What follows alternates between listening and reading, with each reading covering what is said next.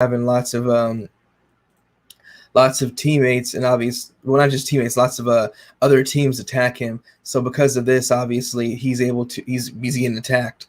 They're doing the hack of Simmons, which is what they do, which was implemented years ago against Shaquille O'Neal, which was obviously implemented by teams like the San Antonio Spurs or Greg Popovich and other teams that were playing the Lakers, Los Angeles Lakers with Kobe Bryant, which was, since we can't stop Shaq from obviously dunking or getting easy layups in the paint, we're going to have to make sure we foul him and make it difficult for him. But even though that's the case, Shaq's overall career percentage as a free throw shooter was about 50%, if I'm not mistaken. So he was okay. He was obviously okay average, but his points obviously and his rebounds and blocks, which is what made him obviously much more of a defensive and offensive threat down low in the post, because he was so big. Obviously, other people, obviously, who were smaller than him had difficult times dealing with him, minus players like Yao Ming and Dikembe Mutombo and other big players that obviously could give Shaq obviously issues if they are taller than him a little bit and have longer arms, obviously. But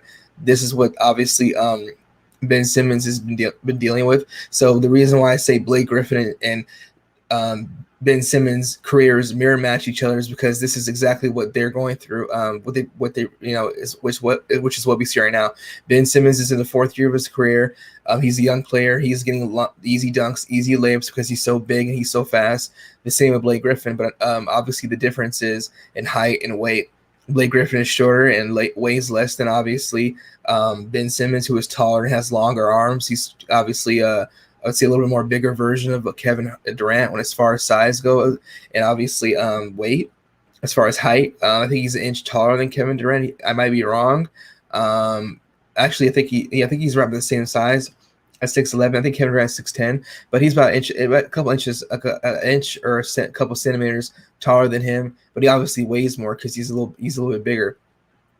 As far as Ben Simmons, something that obviously we can see with this obviously whole entire ordeal. So because of this, Ben Simmons obviously is dealing with the fact that people are going to continue to foul him. People are going to continue to attack him. And because of this, he's going to obviously have to deal with the fact that he has to make his free throws. So the reason why I say Blake Griffin and him are the same is because in Blake Griffin's early career, he wasn't a very good free throw shooter at all. He was a liability as well as Ben Simmons was on the floor, unfortunately. I wasn't rooting for the Hawks. I wanted the Philadelphia 76ers to win. Unfortunately, they didn't win. Danny Green was hurt. He got hurt randomly in game 2, if I'm not mistaken. It was in game 3 he got hurt randomly. The meniscus tear and Joel Embiid's left knee. I forgot when that happened. That happened, and I forgot. I think that happened against the Wizards, if I'm not mistaken. I'm trying to remember, but because they beat the Washington Wizards to advance, and that's when the hack of Ben Simmons was first implemented, just like how it's been done on Dwight Howard and Shaq throughout their whole entire careers. Intentionally foul them and smack the ball at their hands, try to disrupt them so they can be forced to go to the line and shoot free throws, because seeing as how they're not great free throw shooters, you can obviously put them in a bad spot because they're now a liability to their teammates, so they have to be taken out of the game. So like I said before, yes, Danny Green was hurt. He got hurt randomly. Joel Embiid was dealing with the meniscus tear in his left knee or his right knee. I can't remember which one it was. He was still playing pretty good, but obviously the last couple of games, obviously you can see late in the game, you can see when he was not making any shots in the fourth quarter, or barely a couple in the last game. I think it was game 6, that it was weighing in on him. So obviously that's something that they were dealing with. They had young players on their team that have never been to the playoffs before. Obviously younger guys who I've never even seen before, never heard of before, like Maxey, Thibault, and Shake. They're probably in their third year, and I don't think they've been in the playoffs yet. Or if they have, this probably was their second time with the team, or maybe their first time actually. I don't know. It might have been, but just to make sure, yeah, that might be the case. So the Blake Griffin and obviously situation with Ben Simmons being similar as far as their stats. So I'm currently looking at basketballreference.com, and I can see Blake Griffin's stats and his points throughout his whole entire career. Blake Griffin has been in the NBA since 2009, but he didn't in 2010, but he didn't play for that whole entire season because he had a knee injury. And the sad thing about that is that that's when he literally just started playing in the NBA. And unfortunately, that obviously was a bad situation for him because obviously we're looking at him being a young player and him not obviously being able to play based off of that. He was only 20 years old, so he was not able to play for his first year in the NBA. And something that I looked at for Ben Simmons has the exact same thing, a stat that is just as similar to Blake Griffin.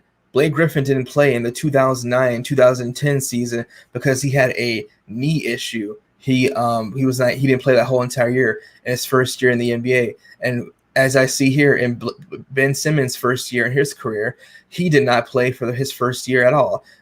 Ben Simmons was not in the 2016 and 2017 season. He did not start at all.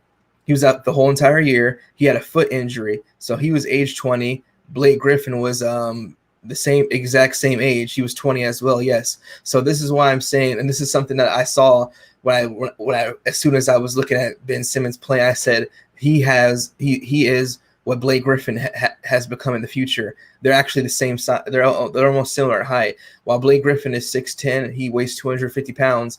Ben Simmons is 6'11". He weighs 240 pounds. So Ben Simmons is an inch taller than Blake Griffin, but Blake Griffin weighs 10 pounds more than Ben Simmons. So that's the reason why I said this. And I haven't seen anybody say this, and that's the reason why I said it.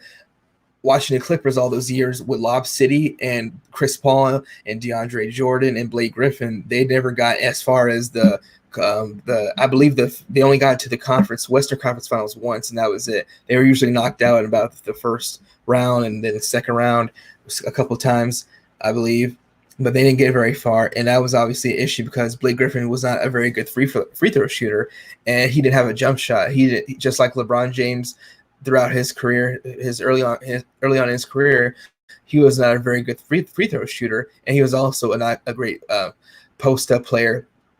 So easy dunks and lobs he was able to get. He was not a jump shooter or a 3-point shooter. That's why, obviously, just like Blake Griffin and Ben Simmons, LeBron James also had to deal with this issue too, where he had other teams fouling him intentionally. He was getting hit with fouls, obviously, and they forced him to shoot free throws. And they also forced him to shoot his jump shot. He was dared. This was when he played against the San Antonio Spurs, and I think it was 2007 or 8. I could be wrong, but it was against the San Antonio Spurs. And this is what happened with Greg Popovich as their coach, who still is obviously their longtime coach. He dared LeBron James to shoot his jump shots, and they guarded him very well. But at certain points in time, what happened was he wasn't making them, so they literally just dared him to shoot, and he wasn't making anything. So that favored the Spurs. They were able to beat LeBron James and the Cleveland Cavaliers in the 2007-2008 playoffs. I believe it was the finals. And because if I'm not mistaken, after this is I believe when LeBron James left the Cleveland Cavaliers. So all these players are similar in a way where they were very young. But obviously, unfortunately, throughout their career, when they were very young, they were not good jump shooters or free throw shooters as well. So they did not develop a mid-range shot. Blake Griffin has developed his mid-range shot, and he's also shooting center.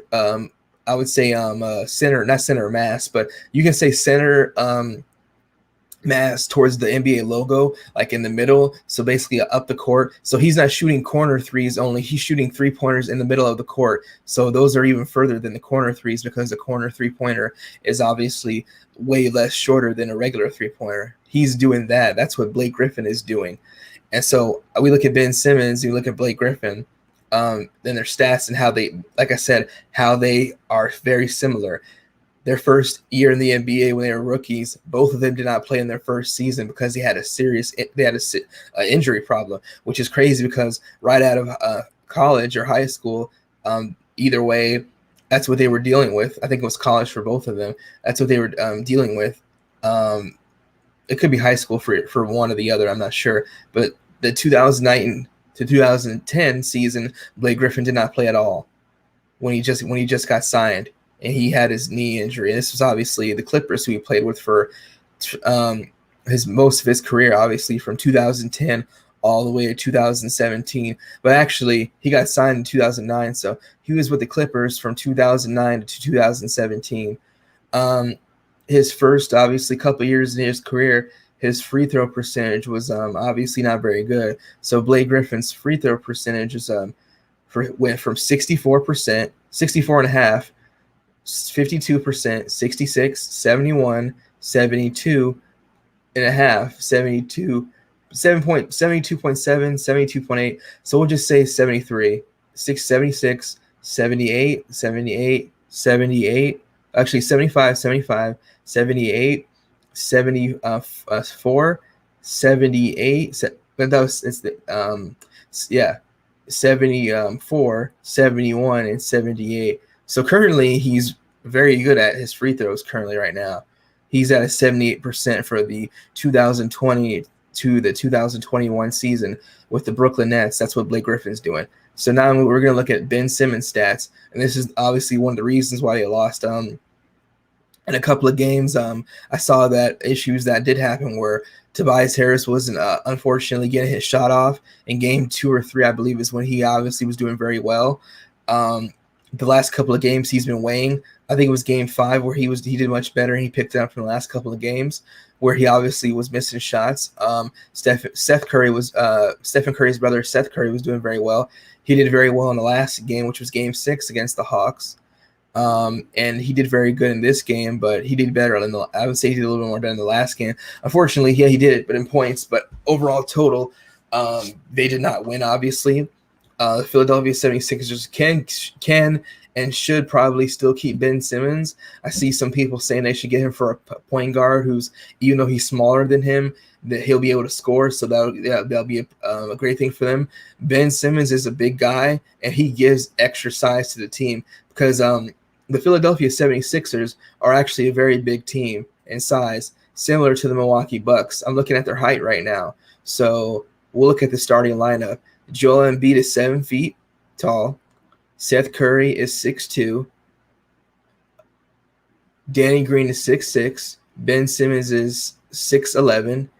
And I believe, yes, Tobias Harris is 6'8". So you got 3 out of your 5 starters. Danny Green is 6'6". Tobias Harris is 6'8". 4 out of your 5 starters. Tobias Harris is 6'8". Danny Green is 6'6". Joel Embiid is 7 feet. And Ben Simmons is 6'11". So that's 4 out of your 5 starters. The only person that you have that's not that I did mention, but I mentioned him last again right now, is Seth Curry. Seth Curry is 6'2". So you got 4 out of your 5 main starters, your main guys, who are 6'8", 6'6", 7 feet, and 6'11". They're very tall and they're very big. So they're just like the Milwaukee Bucks. They're obviously a huge team in as far as their size goes. So they're obviously a big problem, obviously, for teams that are smaller than them. As we can see, that's obviously something that the Washington Wizards had to deal with, because obviously, even though they had guys who were big, Embiid was weighed more than Robin Lopez and Alex Lynn and the other Ron Clifford, I forgot his name, who was on the team with him. So the Washington Wizards were able to hang with him barely a little bit, but the Philadelphia 76ers just ran over them, and it obviously went very bad. So that's obviously something that they're dealing with right now. So so that's based off of the stats, the sizes of the Philadelphia 76ers. I wanted to look at Ben Simmons' free throw percentage, though. So currently, his stats for his free throw percentage is 2017 to 2018, he was a 56% free throw shooter. In 2018 to 2019, he was a 60% free throw shooter. For the season of 2019 to 2020, he was a 61.3% free throw shooter.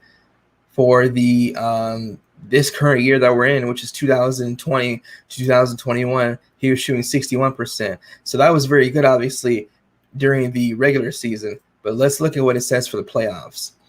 For the playoffs, in this current time that we're in, this current year, his free throw percentage for these playoffs for this season is 33%.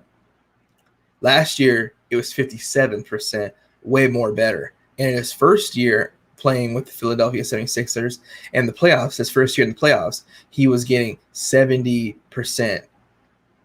He was shooting 70% from the free throw line. So his points have gone down too. They've gone down actually every year for the playoffs. They jumped up this year, though.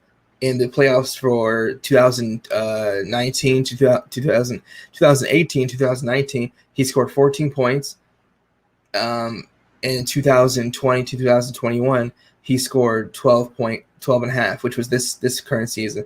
So from 2017 to 2018, he went from 16 and a half to drop down to 2018 to 2019. He went to 13.9. So his overall points obviously have gone down as of recent, and that's obviously an issue. And obviously because of this, his points have gone down, his free throw percentage has gone down. It's obviously a problem. I'm currently looking at ESPN's video that they just posted up a couple of minutes ago, and Stephen A. Smith is talking to the Sports Center analyst, and he's explaining to him that he's obviously disappointed in the 76ers, and he's obviously thoroughly disgusted, and he knows that they should have won, and he's saying that they should have won actually overall.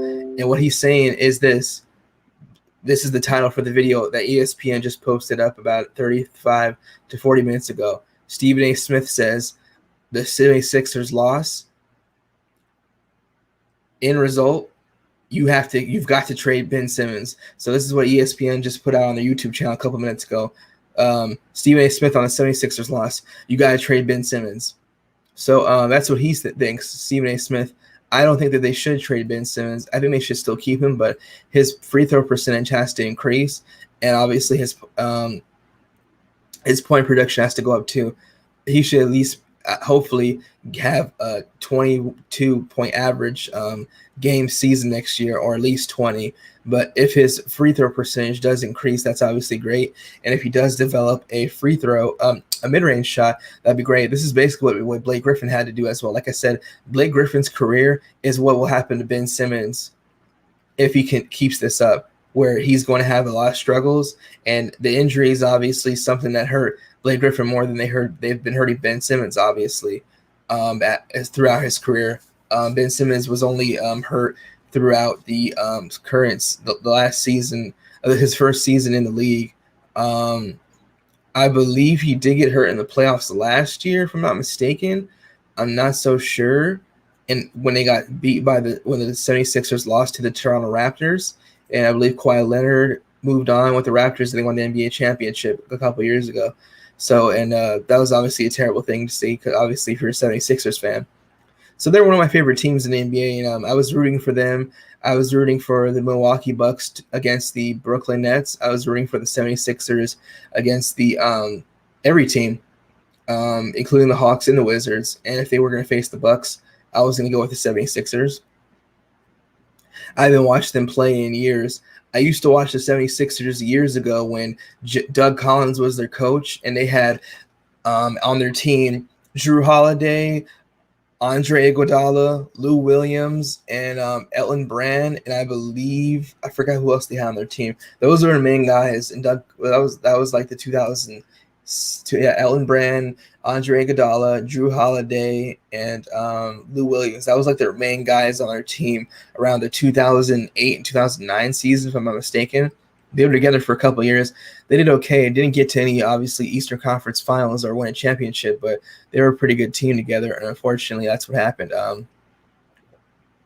It's very sad to see what's going on, obviously, with the Philadelphia 76ers, but Ben Simmons, obviously, is a very good player.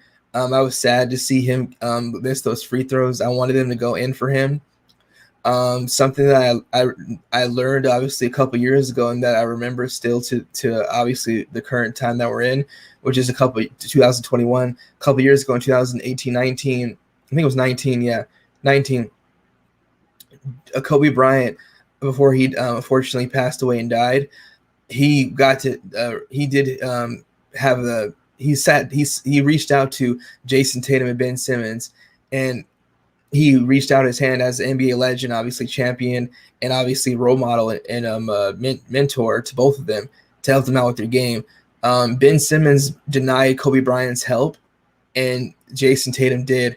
And as you can see, what we can currently see, obviously, is that Jason Tatum overall is obviously the much more better player and improved player in regards to Ben Simmons when you compare them together. Kobe Bryant talked to Jason Tatum. You can look on YouTube and online and watch the videos. He trained with him a couple of times and talked to him and gave him advice. And because of this, Jason Tatum, who said in his video interview with JJ Redick on JJ Redick's podcast last year, or it was 2019, he said it was a great honor to train with Kobe Bryant. He's always been my favorite player growing up when I was a kid and getting to watch him. Now I get to talk to him and he trained with him and get advice for him. Even though he's retired, he reached out to me and he did a kind thing that he didn't have to do. So because of this, Kobe Bryant reaching out to Ben Simmons and Jason Tatum a couple years ago to help them out with their game and to help them elevate their game, Jason Tatum took Kobe Bryant's hand and he said, I'm willing to learn, and I will be your student, and I will work hard. And he talked to him and obviously helped him out with his game and gave him secrets that obviously Kobe Bryant can only give as an NBA player, Hall of Famer, a legend, an NBA champion, a very obviously dangerous, obviously clutch shooter. And Kobe Bryant was fearless. So when you have somebody like Kobe Bryant or Hakeem Olajuwon or Tim Duncan or Dirk Nowitzki reach out to you and you're a young player and you want to be where they're at, I don't understand why you wouldn't want to reach out back to them and after they extend their hand out to you and say, yeah, I will learn. I want to learn what you have to teach me. And I know a little, I know some stuff, but I need to know more. And that's obviously what we've seen with Jason Tatum and Ben Simmons. Ben Simmons did not want Kobe's help, and he didn't take his help or his advice.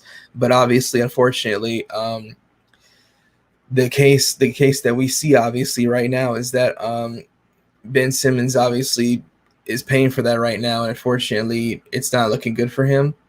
We'll see what happens obviously in the future. Unfortunately, it's looking like that. Well, right now, currently, the Philadelphia 76ers are going to be dealing with some issues with Ben Simmons, and obviously making sure that he obviously can stick up to obviously for not only for his teammates but himself, but obviously make sure that he's sticking to his contractual agreements. And unfortunately, because of this, they could figure out a way to trade him. I don't know if they're going to. I hope they don't. I hope they keep them, and he develops a jump shot, and obviously he increases his free throw percentage, obviously, in the summer. So something to look forward to, obviously. But what we have to say is that the Atlanta Hawks, they did play very good. In this game 7, they played good, obviously much better in the previous games. I think in this game they had a little less turnovers than they should have had, but early on in this game, I didn't think that the Hawks were going to win. But obviously, coming down to the wire is when obviously things went bad, with Gallinari getting a couple of shots off at the end, a dunk on a fast break, and he did hit a three-pointer, if I'm not mistaken. And obviously Trae Young hitting some shots down. I think Trae Young hit one big three-pointer with 2.5 to 3 minutes left, and he obviously threw a couple logs to Clint Capella down low. Trae Young's obviously been playing great. Trae Young's stats for the past 5-6 games to the 76ers have been obviously very impressive. He's been doing very well, and he's obviously a very good player. He's very dangerous as well. something that obviously the 76ers obviously tried to overcome, but when they were messing up on not getting shots to fall and obviously turn the ball over, that was the advantage for him. So Trae Young actually today scored 21 points, but the funny thing is that in game 2, he scored 21 points as well, and they lost. The 76ers won against Trae Young and the Hawks. So the irony, for some reason, when you look at his stats, Ben Simmons played him very well. You can tell, obviously, that Ben Simmons is a very good defensive player, which I believe is the reason why he got a couple of awards for Defensive Player of the Year, if I'm not mistaken. Not this year, but I believe last year. But he's very good. His long arms and big size is a problem for anybody who's smaller than him, which are most guards in the NBA, because Ben Simmons is about 6'11". Like I said, he is 6'11". And 240 pounds, so that gives him a big advantage. And because of this, obviously, teams that have guards that are smaller than him, which are most teams, are going to have a problem. But if you're a point guard who is about 6'8", 6'7", or maybe even 6'6", you'll have less of an issue with him. So somebody on their team that obviously had a less of an issue dealing with size with shooting around him or even over him was Kevin Huerter, somebody like him, or Bojan Bogdanovic, obviously, who's much taller than Trae Young, and obviously he's a little bit taller than Kevin Huerter, I think by an inch, if I'm not mistaken. So they obviously had less of an issue to deal with when it came to Ben Simmons. As far as I would say, trying to get to their spots, but obviously he could still be a problem in the obviously when it comes to defending them. So that's obviously an issue that they're dealing with, unfortunately. So right now, the Atlanta Hawks are going to be facing the Milwaukee Bucks in the Eastern Conference Finals. That game will be in a couple days on Wednesday. The issue that the Philadelphia 76ers gave the Atlanta Hawks is the exact same issue that the Philadelphia 76ers are going to have, the Milwaukee Bucks are going to give them. The Milwaukee Bucks and the Philadelphia 76ers are a little bit different. One team is more offensive efficiently, which is the Atlanta Hawks. The 76ers are good offensively, but I think they're a little bit more better defensively. But obviously I could be wrong. But when it comes to offensively, I would say that the Philadelphia 76ers are good, but I think they're good, but I think their defense is much more better. See, they scored about 114 points per game in the regular season. The Bucks, their stats are a little bit different though. They scored 120, so that's what I kind of figured. The Philadelphia 76ers are good, but the better offensive team overall is the Milwaukee Bucks. But when it comes to defense is different. Defense is obviously different. When it comes to their opponents, the ranking in the NBA for this season, the Philadelphia 76ers rank in the 6th spot for allowing their opponents points per game to be allowed. So that means their defense is obviously very good. They're in the top 10. They're number 6. That means they're only allowing their opponents to get 108 points off, whereas they get 113 and a half. So they obviously have a 6-point spread advantage when it comes to their teammate, their opponents. The Bucks are different. While they are good offensively, defensively is where they struggle. But I wanted to look at the Hawks. What's going on with the Hawks, with their stats? So when it comes to the Hawks, they are 13th in the league when it comes to points per game. So they get 113 and a half points off. And opponents' points per game, they allow their opponents 1100.4. So that's about 1112 points, I would say. But when you compare the two, a big difference is rebounds. When it comes to this is a big key difference. Because this is two big key differences. One, the Milwaukee Bucks score more points overall than the Atlanta Hawks. They score more. The Atlanta Hawks are fifth in the league when it comes to scoring. In the league this season, they were fifth. In this season, in the NBA, the league of the NBA, obviously, the Milwaukee Bucks are first. And the rebounds per game this whole entire season, the Milwaukee Bucks are second. They're in second place. They average 48 rebounds per game. Well, for this whole season, they average about rebounds per game. RPG is 48.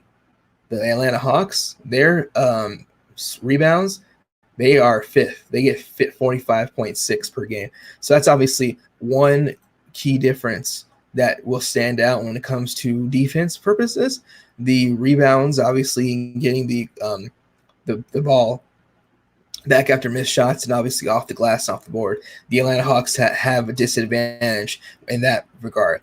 There's three key disadvantages that the Atlanta Hawks have when it comes to the Milwaukee Bucks. The Milwaukee Bucks are bigger, they score more points, and they rebound more. That's a disadvantage to the Atlanta Hawks. They're smaller, they score less points, and they rebound less. Now, the size, it's not the difference, obviously, as much as you would think, but it kind of is. Down low, I'm looking at them right now. The roster. This is the Milwaukee Bucks roster.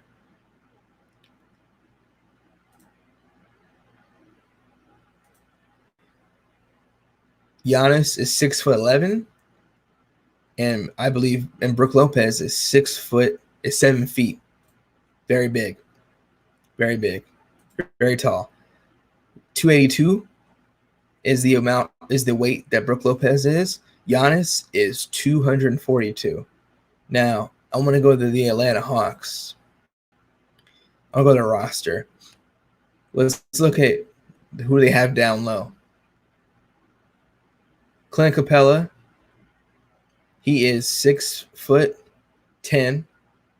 He weighs 240. So Giannis is he is taller than him by an inch.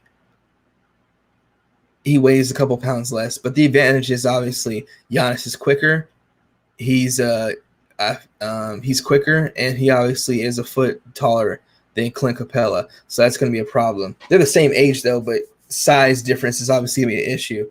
And then I said, okay, well, if Giannis is going to be guarded by Clint Capella, who's guarding Brook Lopez? Bogdanovich can't do it. John Collins could. He's 6'9". He's 235. But not Blake Griffin. Brook Lopez is 7 feet and he weighs 282.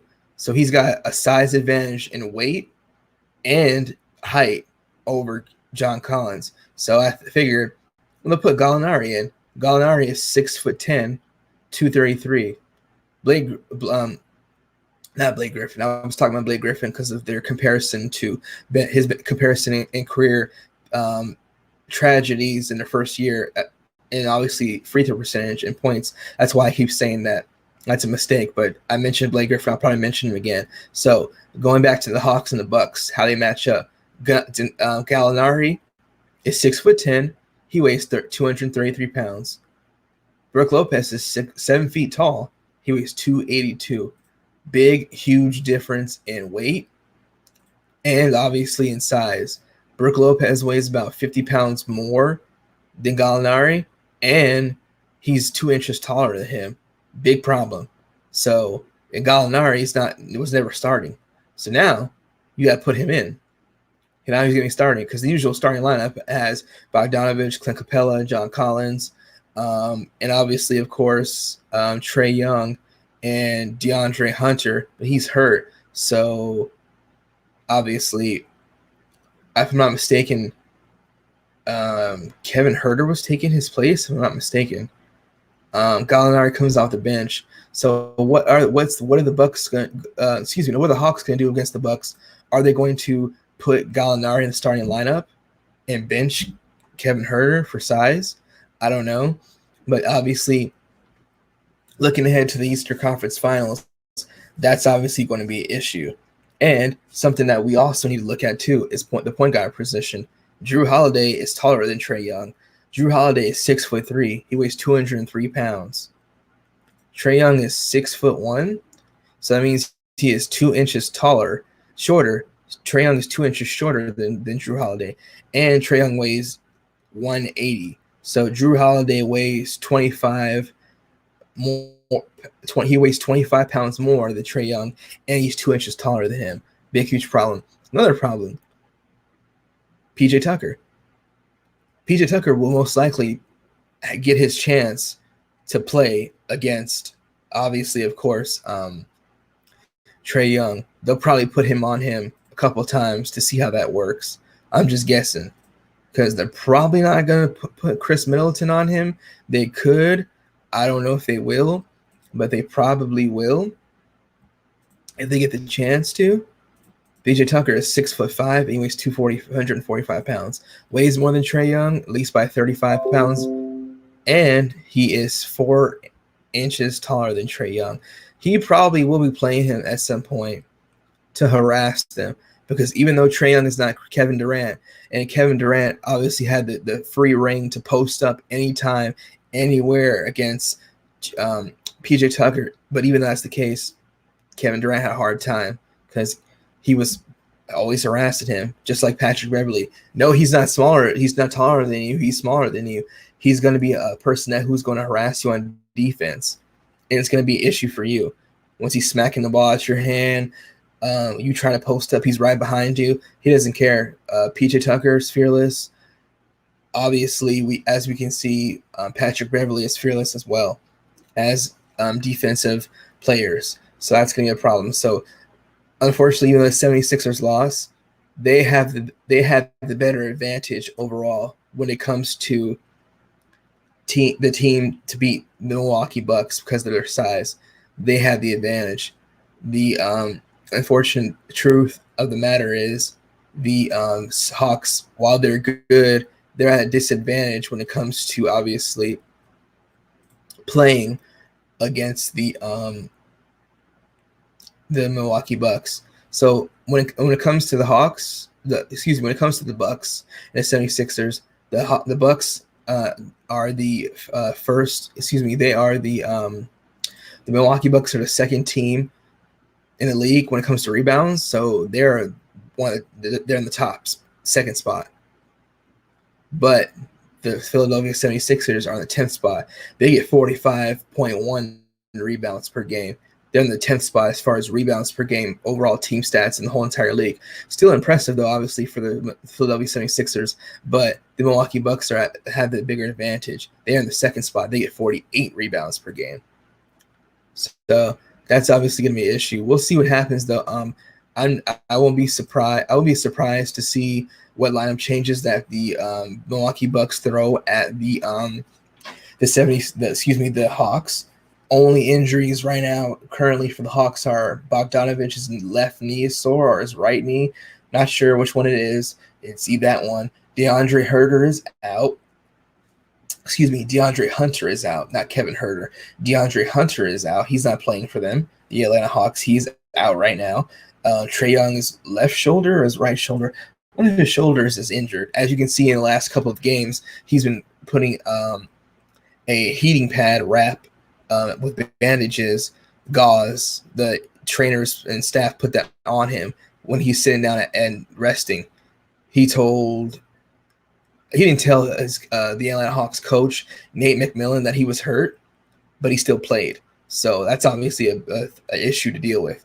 And you got people like Drew Holiday and PJ Tucker going at him. Chris Middleton, they're bigger than him, so it's gonna be a problem. He weighs less, he's smaller, so Trae Young's got the disadvantage. And obviously with a hurt shoulder, you bump it into these guys, they're gonna be falling to the floor. It's gonna be an issue, but we'll see what happens with that. Obviously, his injury is not as bad as James Harden or Kyrie Irving, who shouldn't have been playing at all in game 6 or 7. James Harden could have hurt himself even further, just like Anthony Davis did. Anthony Davis said, "I'm going back out. LeBron, I'm coming. Hey, don't worry." He tells the rest of the team, "I'm coming in. He gets hurt again within the first 5 minutes of the game. Anthony Davis has to go sit back out. He doesn't come back the rest of the game. And then he doesn't come back after that, and they lose 4-2. I think they lost in 6 games, if I'm not mistaken. The Phoenix Suns beat the Lakers, and they lost. Yes, it was 6 games. So that's obviously an issue. Like I said, with not just with injuries, with size differences. Milwaukee Bucks are only missing Vincenzo, the shooting guard, 3-point specialist that they have on their team. Everybody else is fine. So advantage goes to Milwaukee for injuries. 3 days rest is obviously something that they're going to be getting. Oh, excuse me. If the game starts on Wednesday, they just won on Saturday. They get Sunday, Monday, and Tuesday off. The Atlanta Hawks just won on Sunday, and they get Monday and Tuesday off, and then that's it. So the Milwaukee Bucks have gotten more rest. So yeah, so it's Sunday. The Atlanta Hawks have tomorrow and Tuesday, and that's it. Game 1 starts on Wednesday. So rest-wise, Milwaukee Bucks.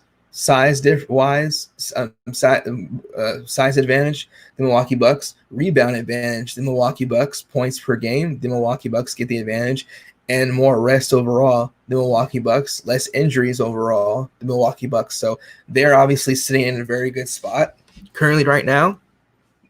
They are looking very good. And like I said before, the Atlanta Hawks, while they're very good, they're a young team, and it's something that I heard Trae Young said, and that something that they have a problem, an issue dealing with, is they do not have a very good defensive presence on their team, and because of this, it's going to be an issue for them. And when things get tight, Giannis is quick to the basket. He can block shots. He's fast. Brook Lopez, when he's down low in the paint, he's going to block shots. He's very big. Obviously, they got bigger players as well. Bobby Portis is very big. He's 6'10". PJ Tucker is 6'5". Chris Middleton is 6'7". They got tall guys and very big guys. And down low, that's going to be a very hard problem for the Atlanta Hawks when you can throw guys at obviously like Drew Holiday, and of course, obviously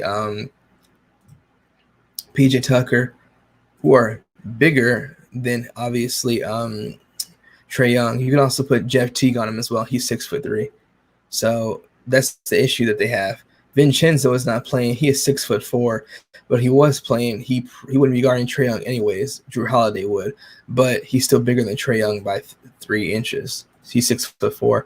Trae Young is 6'1". So these are the disadvantages and the advantages that the Hawks have and the Milwaukee Bucks have. But I still believe that the games that will be won by the Bucks will be 4.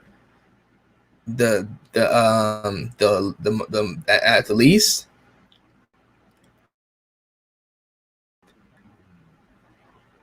It'll go to that. So basically, this is what's going to happen. The Bucks are either going to sweep the Hawks or they're going to win in 5, which means the Hawks will get 1 game in Atlanta, most likely. I know a lot of people say, well, how do you figure that? I'm just saying that's what it looks like to me. The Bucks, see, this is the thing. The Atlanta Hawks, they're thinking, obviously now, we're glad that the Sixers are out of the way. You got to deal with somebody that's even bigger than the Sixers, who scores more points, rebounds more. And they got just as bigger guys, maybe even a couple bigger. Actually, you know what? They have big guys as well. So it's actually about it's a little bit different, though. The starting lineup obviously shows the advantage because while Ben Simmons is 6'11", actually, you know what? It's the exact same thing. 7 feet tall. 7 foot tall. Joel Embiid, 7 foot tall. Brook Lopez. Giannis is 6'11". Ben Simmons is 6'11". So those two lineups, those two obviously players, obviously, while the positions are different, because Ben Simmons plays point guard. You know, he's a big power forward. His size is obviously an advantage that gives him enough room to play 3 positions: shooter. Excuse me, not shooting guard, point guard, power forward, and small forward. But power forward. Power forward, center, and point guard is last. I think they should probably move him over to the power forward position. Let Seth Curry be point guard, move Danny Green to shooting guard, and keeps Tobias Harris as small forward, and Joel Embiid as obviously the big man who is the center, and we keep it like that. Yeah, that's what I think they should do, switch it around. So we'll see. I don't know. That's what I would think. Ben Simmons becomes the power forward. Him and Tobias Harris basically. Actually, you know what? Him and Tobias Harris. Actually, no. He would switch with Seth Curry, but Seth Curry would not be but he would not be a point guard or a shooting guard. It still works out. Like I said, Ben Simmons could play small forward, a power forward. Small forward would be Tobias Harris. Shooting guard would be Danny Green. Point guard would be Seth Curry. And center would be Joel Embiid. That still can work out for the 76ers. So that's what I'm guessing they could possibly do. But we'll see what happens, though. It's very unfortunate, but that's obviously the issue that they're dealing with. The 76ers could let go of Korkmaz, Danny Green, and Dwight Howard, and I think that's probably it in the summer. Those three guys are up for non-restricted free agents, so they can leave if they want to. I think they should sign everybody back. They should keep everybody. Don't let anybody go. Don't fire Doc Rivers. Don't let Ben Simmons go. Just let Ben Simmons and the training staff there and the coordinators and the offensive coaches help him work on his form and his shot, and obviously his free throw percentage, his free throw shooting overall. Don't get rid of him.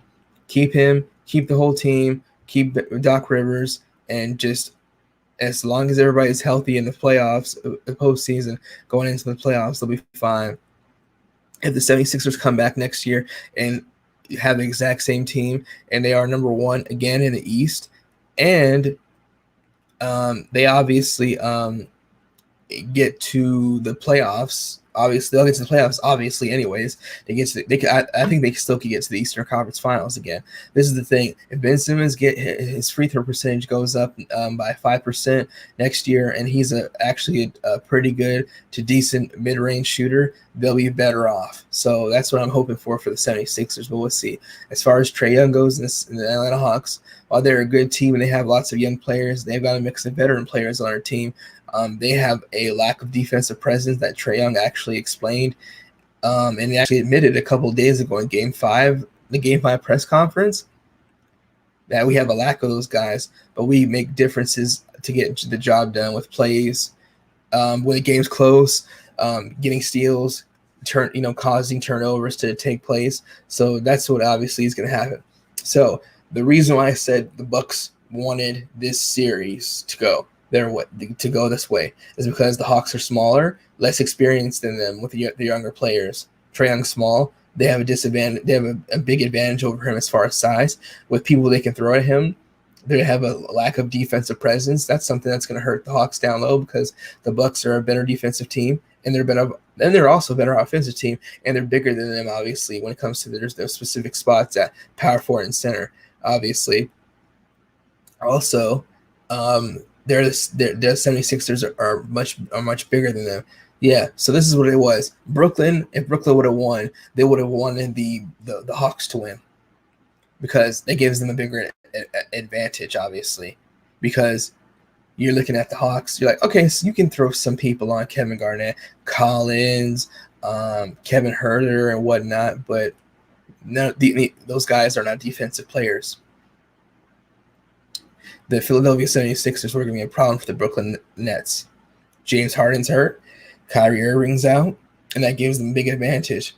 And who are they going to put on Kevin Durant? Obviously, they're going to put on two people, Ben Simmons and Tobias Harris. Third, if he was healthy, actually, he wasn't hurt. He was healthy.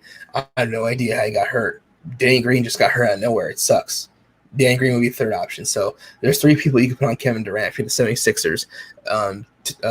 Ben Simmons, Tobias Harris, Danny Green. And obviously that's all ranked by size. 6'11", Ben Simmons, 6'8". Yeah, Tobias Harris is 6'8".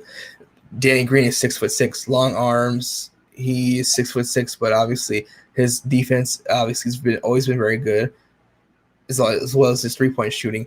He's 6'6", long arms, obviously smaller than Kevin Durant. Ben Simmons weighs more than Kevin Durant, if I'm not mistaken, and he's obviously the same height as him, but he weighs a little bit more. I think he's got like 30 pounds on him, if I'm not mistaken. Actually, I want to look right now. Kevin Durant. So Kevin Durant. Let's go to his stats. Kevin Durant is 6'10" and he weighs 240. So that's his height and weight. Ben Simmons is 6'11" and he weighs. Ben Simmons is 6'11". He weighs 240. So Ben Simmons is an inch taller than Kevin Durant. It's actually a big advantage. But he weighs a couple pounds more than him, only 2 pounds. So the weight's not an advantage. The height is, because he's still an inch taller than him. Ben Simmons is big. He's got long arms, and obviously Kevin Durant's got somebody the exact same size as him guarding him. It's a big issue. Yes, he'll still get his shots off, but unlike what he was dealing with PJ Tucker, Ben Simmons is going to give him less space. PJ Tucker is 6'5", 242, if I'm not mistaken. Let me see. Just to make sure again. PJ Tucker is 6'5". He weighs 245. Ben Simmons is 6'11". He weighs 240. Obviously, the size is a disadvantage that PJ Tucker has, and versus Ben Simmons is very obviously huge. But Kevin Durant does not want to deal with obviously Ben Simmons guarding him. He's an inch taller than him, so that's going to be a big, huge problem because he can back down and post up on PJ Tucker, Kevin Durant. He couldn't do that with Ben Simmons. Ben Simmons weighs the exact same weight as him, and he's taller than him, an inch taller. So that's a huge problem because he can't push him back a little bit and get his space. Ben Simmons is a bigger body for him, so Kevin Durant, while he will get his shots off, I think his efficiency probably will be down less overall because Ben Simmons is going to be a much more bigger problem for Kevin Durant because his size, obviously. He's an inch taller than him. It's a big, huge problem. But we look to the Milwaukee Bucks and 76ers. The Milwaukee Bucks wanted the Hawks. The Nets, they also wanted them too. The Nets also wanted the Hawks. Both teams did because they're bigger than them. They can score more than them. And that's obviously two big issues. But obviously the big issue overall for both teams in regards to the Hawks and the Nets, when you look at the Milwaukee Bucks, they get more rebounds than them and they score more than them. So the Bucks have bigger advantages over both teams, the Atlanta Hawks and obviously the Nets. That's why they preferably wanted both of them. But I would say that the Bucks obviously prefer the Hawks because they have less offensive threats. Kevin Durant, Kyrie Irving, and James Harden are much more of a problem to deal with than Trae Young, obviously, and Bogdanovich and Jason Collins because those guys aren't getting 30 points, 25 points a game like Trae Young is. James Harden, Kevin Durant, and Kyrie Irving can get 25, 28 points a game alone, each of them. You're not going to get that with the other people on those teams that they're playing up against. So because of this, obviously, that's an issue. As we can see for the Brooklyn Nets and the Atlanta Hawks, the Milwaukee Bucks have an advantage over both of them. So we're going to see what's happening with that and how they're going to play Trae Young. My best guess is you put Drew Holiday on him, let him become a thorn in his side, and when any switches happen, the Atlanta Hawks are going to have to obviously deal with what PJ Tucker is going to do as far as getting on in front of obviously Trae Young, and sometimes obviously helping double team him with Drew Holiday and the other guards that they have on the team, like Jeff Teague and Brent Forbes and anybody else that they have on the team. So that's obviously going to be an issue for them. Unfortunately, the 76ers lost, but they will be back next year in the Eastern Conference Finals. Hopefully, they can go to the NBA Finals. If by this time next year they have the exact same team, and Ben Simmons is a better free throw shooter, and he's a better he can actually make a mid-range shot, that will give them the advantage, and that will be the big change that will give them a big, huge, obviously, it'll give them a huge boost as far as obviously them becoming more offensive threat. Well, actually, Ben Simmons will become a more offensive threat, and he'll become less of a liability. So that way, no one can can attack him as far as him getting his fouls, him getting fouled, obviously, and being forced to shoot free throws. The teams playing against him will be less hesitant to do that if he's a better free throw shooter, and also he has developed a mid-range shot. That's what we need to see for Ben Simmons. Hopefully that does happen. Yeah, but we'll see what happens, though. As far as the Clippers and the Suns, I expect the Suns to still get the victory in the end. I think the Clippers are good, but I think that the Suns just have a bigger advantage. It's literally currently looking like Kawhi, Paul George, and Reggie Jackson versus DeAndre Ayton, Chris Paul, and Devin Booker. And obviously, the one advantage that we can obviously see is Chris Paul, the point guard position, and the center position. Zubac is good, but DeAndre Ayton gets more points, and he's much more efficient overall, and he's obviously a bigger problem. Marcus Morris is not a center, but he can post up and shoot 3-pointers. But he's not. That's what he's supposed to do. He defends though, but when you're looking for block shots, Zubac is the guy down low, so they won't switch Zubac for Marcus Morris, if I'm not mistaken. Markieff, his brother, I forgot what team he plays on. I don't remember, his twin brother. But what I see is that even the Clippers can win this series. I think the Suns might still get the 6-7 game advantage in the end, depending on what happens with Kawhi Leonard. Obviously, the point guard position is a big disadvantage for the Clippers because Chris Paul is way more efficient and much more dangerous player overall when it comes to clutch moments, getting people into their spots, passing the ball, and obviously being a guy who can literally go out there and give you 8 to 10 points in one quarter. Obviously, as we saw in Game 6 against the Lakers, he was against the Nuggets. He hit like 4, 5, 6 mid-range shots in the fourth quarter, I believe, if I'm not mistaken, in the exact same spot, and he just kept hitting them. He was just literally getting them all those shots in, and that was a problem for the Denver Nuggets and why they lost. That's an advantage. The disadvantage, obviously, for the Los Angeles Clippers in regards to the point guard position, the Suns have the advantage. So we'll see what happens with that. Obviously, like I said, in the center position as well, DeAndre Ayton is overall much more efficient than Zubac. And then you have to say, well, what about DeMarcus Cousins? They can put him in; he'll be physical with him. But DeMarcus Cousins has been hitting a couple of shots here and there, but he hasn't had any huge big breakout games on the Clippers yet in this post-game season. They didn't play him at all in the Mavericks series. He sat out the whole entire series. The team elected to not play him. Well, Tyronn Lue obviously gets the final say as the coach when it comes to the lineup, so we'll see what happens with that. But I still say the Suns have I would say a 10 to 15% advantage over the Los Angeles Clippers. Yes, they can win, obviously, but the issue is obviously going to be if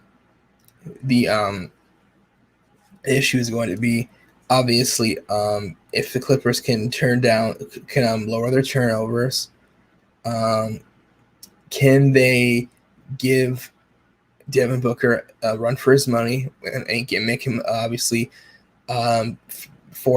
be forced to take tough shots with Kawhi Leonard or Paul George guarding him. They're taller than him, so that's a problem. And I believe they weigh more than him as well. So that's obviously a bigger issue. So that's obviously what we're looking at with the NBA playoffs, obviously, as far as the Eastern Conference and the Western Conference Finals. And obviously going into the NBA championship, who's going to win, obviously. I have no idea. It's up in the air. We'll see what happens with that. But that's basically all I have to say about this. And in regards to the current NBA playoffs right now, going into the NBA Finals, that will happen in a couple weeks soon. We'll see what happens with that. But like I said before, it's unfortunate that the Hawks, it's great for the Hawks if you're a Hawks fan that they won. It's unfortunate that the 76ers lost. They were my favorite teams in the NBA: the Pacers, the Bucks, the Sixers. I like the Clippers. I like the Suns, and I like the Lakers too. Not a fan of LeBron James, but I've always been a Lakers fan. Always will be. I had the great pleasure and obviously what's it called? The privilege to see Kobe Bryant and Shaq play in 2003 together at Staples Center against the San Antonio Spurs in the Western Conference semifinals. I think it was game 2 or 3 that they lost. I was there at the Staples Center. It was in 2003. That was great. So yeah, that's it. I like the Wizards too, and I think that's about it. I also like the Heat. That's basically it for my favorite teams. Yeah, Pacers, Heat, Bucks, Hawks. Pacers, Heat, 76. 76. Actually, you know what? No, I'm actually not a Heat fan. I'm a Jimmy Butler fan, a Goran Dragic fan. So those couple of players on the Heat, I've always loved watching them play. But overall, teams, the Bucks, the Pacers, the I would say probably Phoenix Suns, yes, of course, Clippers, but in this with the Suns and the Clippers, I'm going for the Suns. I want to see Chris Paul get his first ring finally. He's been working to get a championship for a very long time, and I'm glad he's finally there to get it. He's not in game 1 because of COVID-19 restrictions, but obviously he's fine. It looks like he was well. He spent the day with his kids for Father's Day, and he will be in game 2 on Tuesday. We're hoping for it, and we don't want to see him sick or hurt and get down because he obviously has been dealing with a shoulder injury. But now him getting sick, obviously out of nowhere randomly, is crazy because he had a great game in Game 6 to help his teammates and the Phoenix Suns go over the hump and get past the Denver Nuggets to go to the Western Conference Finals, which they're currently in. And they obviously just beat the Los Angeles Clippers today in Game 1 at home, and they have a big advantage because Chris Paul is coming back in Game 2 on Tuesday, and they're back at home. This gives them a chance to go up 2-0. The Phoenix Suns will go 2-0 most likely against the Clippers. Kawhi Leonard most likely probably won't play until Game 3 when they're back at home. Hopefully, because if it's Game 4, they're down 3-0. That's bad. But if they're down 2-1 and Kawhi Leonard comes back for the Game 4, that's obviously a good advantage for them, obviously, because he can help them tie it up, obviously, and take the series to 6 games and obviously possibly even 7. That's basically it. That's all I have to say about the current NBA playoffs and obviously what's been going on with the Eastern Conference and Western Conference Finals. Unfortunately, one of my favorite teams, the 76ers, lost. I wanted them to win. They did not win. Hopefully next year they come back and they're obviously having the same team as far as what we can see with the current players. They keep Doc Rivers, keep Ben Simmons, and then they make sure obviously that they help Ben Simmons develop his jump shot and obviously increase his overall free throw percentage efficiency so that he can obviously become a bigger threat overall to the other teams that they're playing up against. But we'll see what happens with that. Thank you for watching. Anybody who does view this, let me know what you think. What you think about this subject matter. Obviously, did you watch any of these games? Or if you're a 76ers fan, what do you think about what they're going to do next year? You know, I know they've been talking about this past year about trust the process and what they're going to do and how everything's been going as far as the development of the team, building the team from the bottom to the top is what they've done. Kind of like obviously the Golden State Warriors with Klay Thompson and Draymond Green and Stephen Curry, obviously. So we'll see what happens with that. That's basically it. That's what I have to say about this. The games have been fun. They've been very entertaining. And we'll see what happens, obviously, throughout the rest of the, obviously, playoffs, obviously. That's all I have to say. Again, and my name is Laquan Williams. Thank you again for watching, and that's all I have to say about this. Subject matter of the Game 7 loss that the Philadelphia 76ers were handed by the Atlanta Hawks at home in Philadelphia, unfortunately, which caused them to be eliminated from the Eastern Conference semifinals in round 2, and they will not be advancing to the conference finals or the NBA finals. But hopefully next year the 76ers will be right back in the same spot, and they win the Eastern Conference semifinals. So they can go to the Eastern Conference finals and win, so that they can get their championship run, which they were supposed to have this year. They can still get it next year. I'm hoping that they do get it. And hopefully Ben Simmons can improve his overall efficiency and his free throw shooting, obviously his percentage. obviously, and obviously he can. Hopefully, he develops a mid-range jump shot that can help him obviously become a bigger offensive threat because he got the size, speed. He's a defensive player. He can pass. He rebounds. All he needs is just to finish the jump shot, and obviously add a jump shot to his repertoire, and obviously increase his overall free throw percentage. And he's obviously a huge threat. That's 5 right there. Rebounds, assists, free throws, rebounds, free throws, assists. I would say probably his passing ability and his shoot, and then obviously a mid-range jump shot. Those 5 things will help him out. He's halfway there. He just needs to increase his free throw percentage and his efficiency overall, and obviously develop a mid-range jump shot that can help him out. Like I said before in this video, Blake Griffin is what will happen to Ben Simmons if he does not develop a jump shot right now. Ben Simmons and Blake Griffin are exactly the same as far as their career paths. In their first year in the league, they actually didn't play when they were signed by their teams that they were on, which were the Los Angeles Clippers, the longest team Blake Griffin's been on. And the team that Ben Simmons is currently on right now, they've been on for 4 years, the Philadelphia 76ers. Both of them had injuries. Blake Griffin had a knee injury. Ben Simmons had a foot injury. And obviously, as we can see when I talked about the stats, their points per game and their free throw percentages have been fluctuating in their career.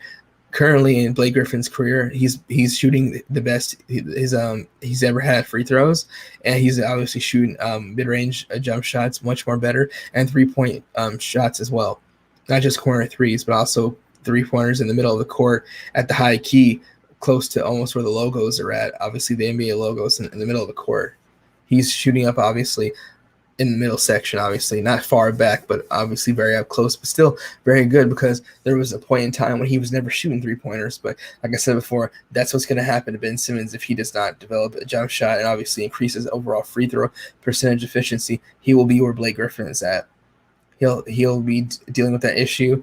People will continue to foul him intentionally. He'll get dunks and lobs and easy layups. He has to obviously get a jump hook shot, and his whole entire repertoire, to increase his overall efficiency, his offense efficiency, and he also needs to make sure that he develops a mid-range shot, even if it's a hook shot or a post-up shot, 10, 12 feet from the basket. Either way will help him out and his teammates, obviously, and that will stop other teams from intentionally fouling him or hacking Simmons, basically, which is obviously going to be great, because when games are close, as we saw today in Game 7 and a couple days ago in Game 6, the teams are going to foul him intentionally to hurt him. The 76ers, when they're up by 15, 20, there's 3 minutes in the game left, it's not going to hurt them. It's actually going to hurt the other team, because if Ben Simmons gets fouled twice, he still gets to make at least 2 out of the 4 free throws, or if he makes all 4 of them, or either way, they're up by 15, he makes only 2 of them. It still helps them out a lot. When games are close in the playoffs, like this game was today, it was a very ugly, dirty game.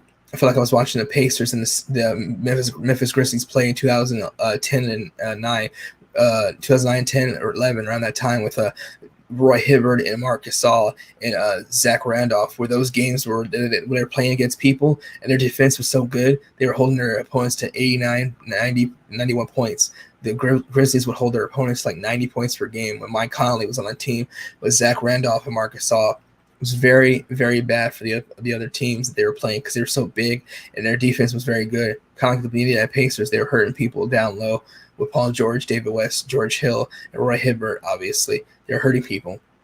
So because of this, and Lance Stevenson, because of this, obviously that's what led them to be a very good defensive team, and they hurt all these other teams that obviously they were dealing with, because they were very big and obviously very physical, playing their defense, blocking shots. So down low, they were hurting other teams because they were giving them issues as far as size goes, and obviously, of course, they were playing defense so good, they were hurting the other teams. The other teams were exhausted. So you're holding your opponents to only 90 points per game.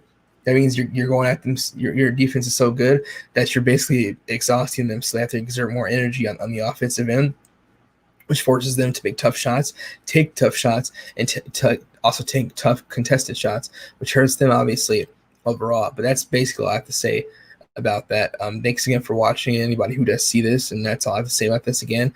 The end result, the 76ers lost. They're out of the playoffs. next year, hopefully, they'll be back in the Eastern Conference semifinals. Obviously, they can get to the Eastern Conference finals, and also hopefully the NBA finals. We'll see what happens with that. Hopefully, Ben Simmons still stays. They don't buy him out of his contract and trade him to their team. And hopefully, Doc Rivers is still the coach and he's not fired. I'm hoping that does happen. Hopefully, so they can both stay. And I think Ben Simmons and Doc Rivers together is actually good. I hope they don't let them go, but I think they can still get better.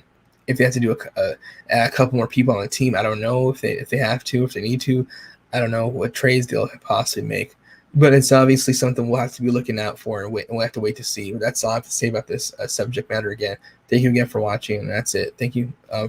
Bye. Thank you.